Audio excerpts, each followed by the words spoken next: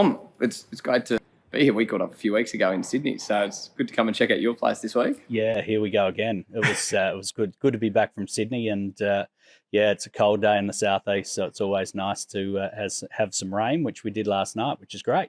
And it's been a bit of an interesting summer, you were saying. Yeah, dry summer, so very different for the southeast. So very dry for us, and realistically, last night was probably the biggest rain we've had since the start of November. So it's fantastic. So we're all happy here at the moment. So it's a nice way to start. Well, it doesn't take long for the green tinge to come up, does it? No, it doesn't, and that's the beauty about the southeast. I suppose we had a cool summer, so we held some moisture, and we've had a little bit of the occasional shower of rain leading up. So we're now away, which is great, and the guys feeding the cows will be pretty happy it's rained too, I can guarantee. Yeah, absolutely. Now, tell me a little bit about the operation you've got here. What different enterprises do you have? So for us, we're quite diverse. I suppose our business is based around, I suppose, Woonallee Simmentals, which is the cow side of what we do, or the Simmental side of what we do. Then we've got a flock of ewes as well. So we've got sheep, and we trade some lambs. Then we also, I suppose, farm or crop quite a bit of country down here. And then we've got the Banksias, which is a native flower operation, which is sort of a very diverse and different thing of what we do as well. Yeah, was it left of field? That was your old man that brought that about, wasn't it? Yeah, definitely. Dad's passion started in '82, burnt out in Ash Wednesday and started again. So yeah, 150 acres of native flowers. So yeah, very different. So I suppose we're not. We've always had an idea of being diverse and trying to sort of have a multi-pronged approach of what we do, and diversification is a wonderful way to do that. Can you tell us just while we're on the flowers, so whereabouts do they go to? So very much eastern seaboard, so Melbourne, Sydney, Brisbane, and going to wholesalers. So yeah, it's very different. It's a cut flower operation, so it employs lots of people, and yeah, it's good. It's it's very different, and I suppose it's nice when farming's always been income coming in, and certain times a year, well, that's an income flowing in on a weekly or monthly basis. So it's nice to have something different, and yeah, it's very different, which is nice. Yeah, it always gives you someone new to talk to as well. Oh, it does. That's exactly right. Exactly right. So it's it's good. It's something that we're growing and we're trying to expand. So it's a good thing to have. And you mentioned so that the flower business started in '82. How long have your family been farming here for? So originally my grandfather started sort of the family business, which was based more towards Lucendale, a place called Callendale. And then in the I suppose the late 60s, early 70s, we started moving over this way as well. And then inevitably, as all families do, Dad and his brother decided that they'd split ways, and that we came over here, and they stayed at Callendale. And was it you're always keen to come back on the farm from a young age? Yeah, I think so. I enjoy agriculture. I love farming, so that's fantastic. And but I can remember Dad saying, "I'll give you every opportunity to be anything but a farmer, and if you're stupid enough to do it, it's your own fault." And I suppose different times 10 years ago, when things weren't quite like this, you sort of thought, was it the right thing? But we love it, and my wife loves it, Lizzie. So it's a family operation, which we love doing what we do. It's something we hear fairly often, isn't it, in terms of people saying that, yeah, their old man or their parents are saying, get off farm, go and do something else. Do you reckon it was tongue-in-cheek or being serious? I think for him, very much tongue-in-cheek. A lot of the things he said were. You don't always take the advice from your father. Mine gave me a lot of advice. Some you took and others you threw away. But yeah, I think farming was pretty tough through the early 80s and through the 80s especially. And I think that's probably when a lot of people sort of second guess what they were doing. Whereas, now we live in a pretty good spot, but it won't always be like this. So yeah, I think the comment is just about, making sure you're certain you want to do this because it's for the long haul. It surely is. Tell me, what is it that keeps you involved in it? Well, I think you've got to love what you do. You've also got to have, I'm very lucky, my wife loves what we do as well. So it's for us, it's a family business that's driven from two people, not one. And it's really easy when two people are doing it rather than one. So yeah, it's and that's why we do it. And we employ lots of people. We've got lots of people, and we like them to invest and treat what they do here as their own, and they do that. So it allows us to grow and do what we do. Have you spent much time off farm over the years? I know before you mentioned Marcus Holden. Yeah, I did. So I spent 3 or 4 years in Western Australia working over there. When I left school, came home for 12 months, and as all fathers do, they say go out and do something else. So I did that over there, and worked for quite a large sort of corporate setup, which was owned originally by National Mutual over there. Had 4 years over there, came back, went to Marcus Oldham, then came back to the farm from there. And did the business look pretty similar back then to what it does now?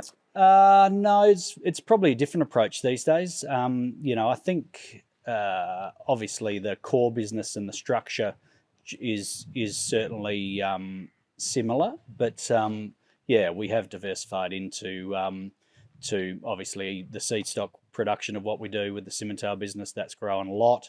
We've probably grown our sheep business quite a lot. Instead of trading as much, we've got quite a good group of ewes we play with these days, and we're cropping a little bit more country as well. And things have grown. The farm's certainly bigger than what it once was. Touching on probably the commercial side, what breeds are you running, and what were the factors pushing you down that path?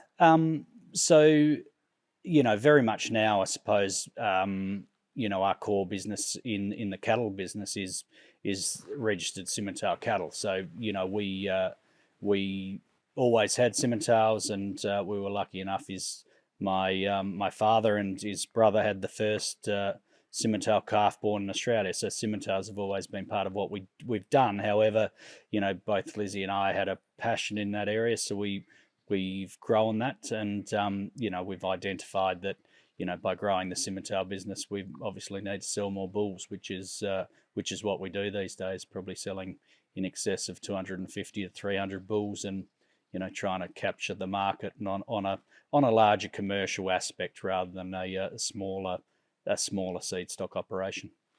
Can you tell us, while touching on the stud, what are the goals of the business for you? On the stud, I think it's to produce a really efficient animal that's going to add value to our commercial clients, and that's what it's always been. And the stud herd was set up originally to produce commercial bulls for our commercial herds. So we always had a very commercial focus on what we did, and we've carried that through to what we do now. And at the end of the day, we're only successful because people want to buy our bulls, and the only way we can do that is to add value and to add productivity and also profitability to their herd. So, that's the main driver of what we do.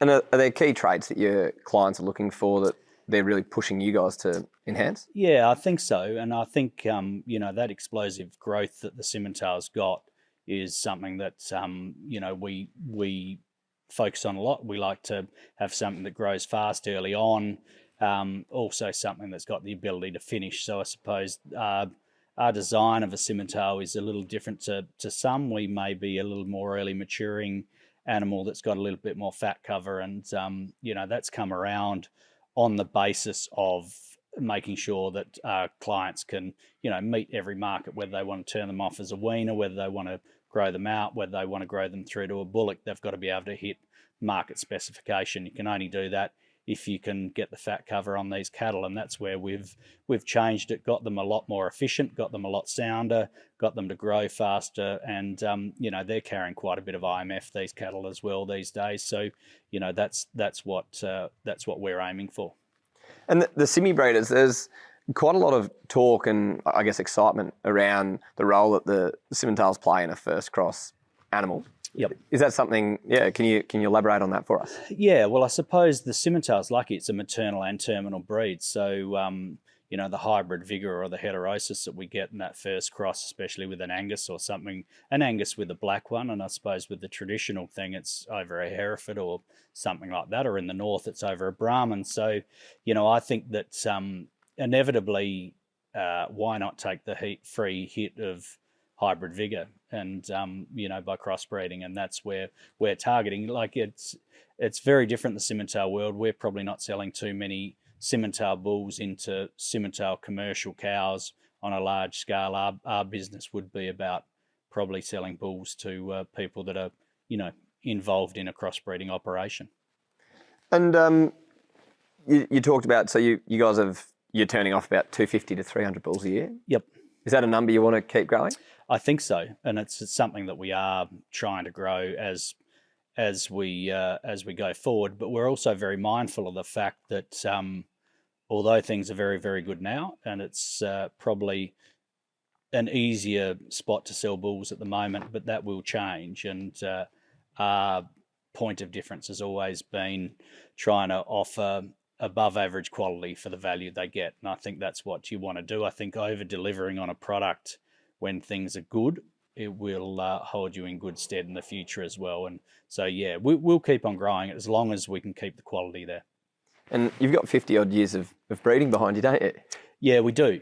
And that's where we are lucky that, we always want to be thankful to the people that gave us the opportunity. And I suppose we got the opportunity that we've got a Simmental herd, and we've grown and expanded on that. And that certainly makes life easier than starting from scratch.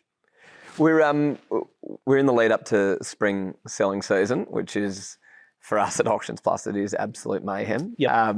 For you, how's the last few years been for you?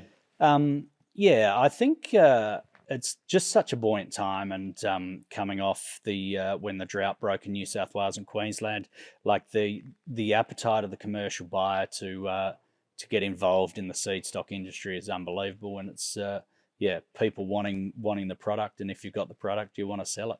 Yeah, and hopes, aspirations for your upcoming sale.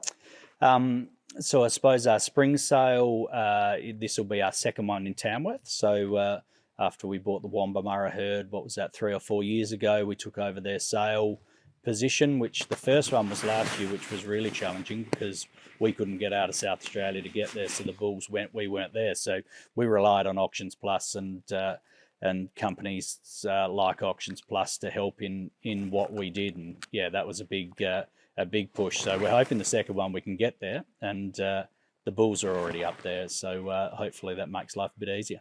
Surely, fingers crossed that we're not going to go back. Yeah, surely. Tell me, before we go and chat about the various sale types, but I want to, you mentioned there you acquired a herd a couple of years ago. Yes. In terms of growing your stud, what were the options that have been presented to you over the years, and why the decisions to acquire? I suppose for the decisions for the acquisitions were pretty much about black Simmentals and trying to get a better footprint in that. The traditional side of what we've done with the traditional Simmentals, we've been obviously in that since day dot. So a core business and a core breeding herd it's easy to expand on that. The black Simmental thing was probably a little bit more challenging. One, accessing genetics, and two, I'm a firm believer that you can only improve a product if you've got numbers to be able to play with. And I think that seed stock production isn't about improving the top third or the middle third. It's about improving the bottom third. Mm-hmm. We just didn't have the volume of cattle we needed. So we purchased the Webb herd, which could have been 10 years ago, could have been 12 years ago. And then the opportunity came up with the Woombaloo herd. So we jumped into that as well. So that gives us a big core basis of black Simmental cows and Sim Angus cows to work with as well. In terms of your sale types, the growth of online sales over the years, how long have you guys been selling online for? I would have thought that we would have had an online component for at least probably 7 or 8 years, and it could even be a bit longer than that. But I think it's for us, it's a huge part of what we do. This year, through our bull sale in February, there was a massive online component, and you see, it's not our sale; it's everybody's sale. There's a big component of it, and there's a couple of reasons for that. Obviously, COVID pushed people to branch out and do some different things, but I think it also the beauty about COVID allowed people to talk to the stud producer a little bit more and then operate on an online platform. And I think not so much the maybe your age group and maybe my age group to a degree, but the older side of the commercial producer never really had complete trust in the online component. Mm-hmm. And I think over the last 2 or 3 years, they've gained that trust in it. And that's what it's all about, trusting what you see, trusting the explanation there, trusting the person you're buying it from, and then you're happy to jump into the online platform. You mentioned there around people having the chance to go and assess the animals, have a look at them, then engage with yourself or the agent or whoever it might be. Do you think you're seeing more of that happening, and is it happening earlier given putting things online? Yeah, I think so. And I think the downfall with the online component is generally the stud producer, because he's not giving the online component enough information. And what we found is that if you had a photo of every bull on the online platform, it certainly engaged more people. If you had a video on there, it engaged more again. So, I think that's what it's all about. If you once again, if you over deliver and give people too much information, they can make a better decision. So I think that's a really good and interesting point, which I think as we're seeing more people come online and heading into the spring. So what are you guys doing, or have you done, and then look to do again for next year or change? Yeah, so I suppose we've learnt from our mistakes, so to speak. So now we all can. Which none of us like to admit to, that we're not perfect. However, we are. So so Tamworth for us will be a photo and a video of every bull. Okay. Yep. Over deliver, give people all the information you can. If they don't want to travel, they've got access to it there. And how far before the sale do you look at doing those videos and getting them up? I suppose for that sale there, it would be we'd video 5 to 6 weeks out. I think you want to have as much information as you can on there. A month out would be ideal. Mm-hmm. Yeah, I think it's a great flow into my next question, which is, how do you guys get ready for the sale, and maybe start at that 2 to 3 months out, and then leading into sale day? What does that timeline look like? So I suppose for us, it doesn't matter whether it's the autumn or spring sale, it's very much the same. But we like to say that the day after our autumn sale, which is in February, we start on the spring sale, and the day after the spring sale, we start on the autumn sale. So it's pretty much always a 12-month rotation. However, we'd 3 months out. I suppose for us, spring's different. Our bulls are up in southern Queensland, being prepared up there because we wanted to acclimatise them a bit more, and it was easier than trucking them from down in the south. But 3 months out for us is starting to lot bulls, starting to get catalogues together, starting to engage clientele, and starting to talk to people, and then as we move forward from there, you'd like to have a catalogue done a month out. And so if that's the case, you've got to have your photos done around that time, have your videos done, and then from there we like to hit maybe the social media thing a little bit, but we also like to play enough old school. So for us, we'd always have we always book early, like a full page on the back of the Land, a full page on the back of the Queensland Country Life, probably about 2 weeks out from our sale in Tamworth, and we'd do a little broader. We'd probably go Stock Journal, Stock and Land, and etc. for our southern sales. So I think you still want to, although social media we all know, we all play with, I still think you need enough old school communication, and people still, wherever you go, you see people sitting down reading a paper, so you never want to forget about that either. And do you think that 2 weeks before seems to be like a pretty good window? Well, I think it's a good time because it reminds them, and two, if they haven't seen it, they see it, and they've still got time to get on AuctionsPlus and have a look at what's there. And that's the big thing, that you just want people to have a look. They'll make their own decision. And I always like to think if we get them in the sale barn down here in the south, you usually have got them to at least play in the auction. But it's different. It's amazing how many people, when you get the report from AuctionsPlus, how many people you see on there, and you you can't. It's amazing who logs on. Yeah. Whether they're interested in looking or whether they're interested in buying them, I don't know. Yeah, and also location-wise, where people are logging in from. Yeah. Yep. I know, for instance, on the machinery sales side, there's been a few sales where the number of people logging in within 100k radius is Crazy. huge. Yeah, crazy. And that's what it's all about. And that's why I think we need to,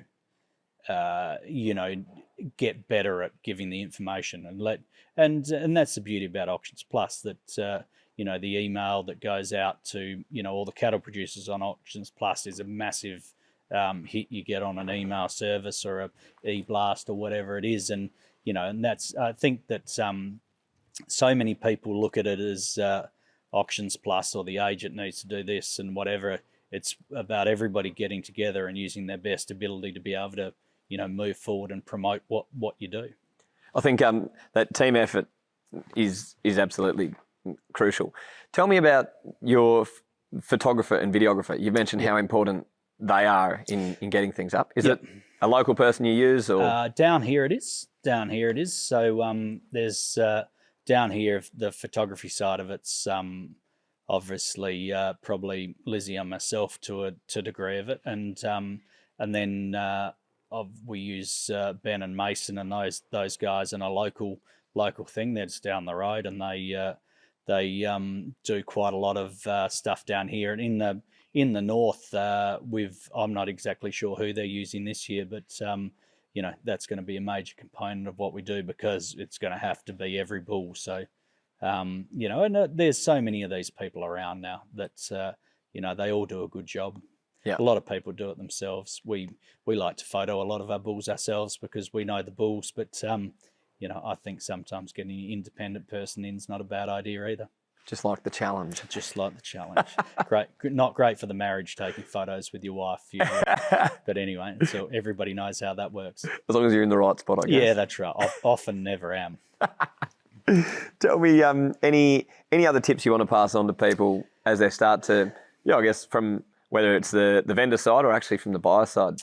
Yeah, I think it's about building the trust, and I think that I always say to people, like, things have changed so much. It used to be that if you were buying something, you never wanted to speak to the person that was selling it because everybody thought they were going to get run or they were going to talk to people. But I think the best person to ask if you're buying a bull is the person that bred it, and that's the fundamentals of it. And I would say that 99% of the people breeding bulls are going to tell you the honest truth because they want you to come back, and that's the whole idea about it. And I think it's all about, getting closer and trusting.